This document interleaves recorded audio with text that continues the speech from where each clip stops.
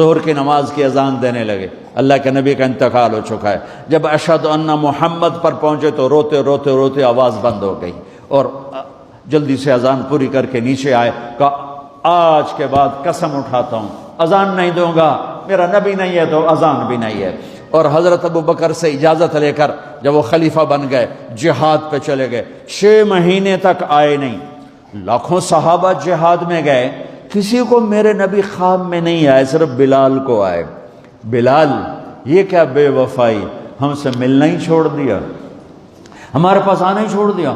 آنکھ کھلی تو ان کو یوں لگا جیسے اللہ کے نبی زندہ بلا رہے ہیں، یا رسول اللہ میں آ گیا، یا رسول اللہ میں آ گیا، اور اسی وقت اونٹنی کو بھگایا۔ 21 دن کا سفر 7 دن میں کیا، 7 دن صرف نماز اور پیشاب کے لیے اترتے تھے اور بھگاتے بھگاتے بھگاتے 8ویں دن جب مدینے میں پہنچے تو آتے شور مچایا، یا رسول اللہ میں آ گیا، یا رسول اللہ میں آ گیا۔ ان کے ذہن سے نکل گیا کہ آپ تو دنیا سے جا چکے ہیں۔ جب مسجد کے قریب پہنچے تو پھر تڑپ اٹھے اور چیخنے لگے کہ آپ تو ہیں ہی نہیں۔ پھر گئے سیدھے قبر پہ جا کے یوں قبر کو لپٹ گئے، یا رسول اللہ میں تو آ گیا ہوں، آپ کہاں ہیں؟ یا رسول اللہ میں تو آ گیا ہوں، آپ کہاں ہیں؟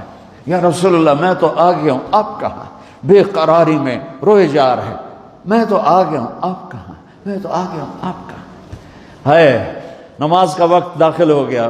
کون سی نماز تھی اللہ ہی جانتا ہے، اور سب کو پتا تھا بلال نے قسم کھائی ہے کہ اذان نہیں دیں گے، لہذا کسی کو جرت نہیں ہو رہی کہ بلال سے کہیں آج اذان بلالی سنا دے۔ تو چند صحابہ کو خیال آیا کہ نبی کے نواسوں کو سفارشی بناتے ہیں، حسنین، آپ نے فرمایا میری آنکھوں کی ٹھنڈک حسن اور حسین، میرے جنت کے پھول حسن اور حسین۔ تو صحابہ آئے بچوں کے پاس، حسن حسین، کہ بچوں آج کسی کی نہیں چلے گی، تم بلال سے کہو اذان دیں۔ تو یہ دونوں ننھے منھے بھائی، حسن 7 سال کے، حسین 6 سال کے، 10 مہینے کا فرق تھا دونوں بھائیوں۔ چچا ایک درخواست، کہ میرے ماں باپ آپ پہ قربان، آپ درخواست کیوں کہہ رہے ہیں؟ آپ امر کریں، آپ حکم کریں۔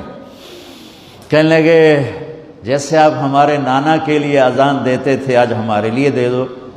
تو ایک دم وہ رونے لگے بلال، کہا ہے میرے بچوں، میں نے قسم اٹھائی تھی کہ میں اللہ کے نبی کے بعد کبھی اذان نہیں دوں گا، لیکن تم پہ تو ہزاروں قسمیں قربان ہیں، میں اپنی قسم توڑتا ہوں اور اذان دیتا ہوں۔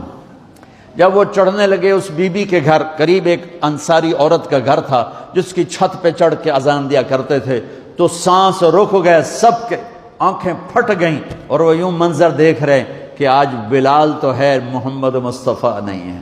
آج اذان بلالی تو ہوگی لیکن محمد مصطفیٰ کی جھلک نہ ہوگی۔ جب انہوں نے کانوں میں انگلیاں، جب انہوں نے اللہ اکبر کہا تو مدینے میں گھر گھر ماتم بچھ گیا، عورتیں بھی چیختی ہوئی گھروں سے باہر نکل آئیں، سارے مدینے کی گلیوں میں چیخ و پکار مچ گئی، اور یوں سب کو لگا جیسے محمد مصطفیٰ زندہ ہیں اور ان کا زمانہ ہے، لیکن آپ تو جا چکے تھے۔ یہ بلال کو جو رتبہ میرے رب نے دیا، یہ غلامی مصطفیٰ کی وجہ سے دیا ہے۔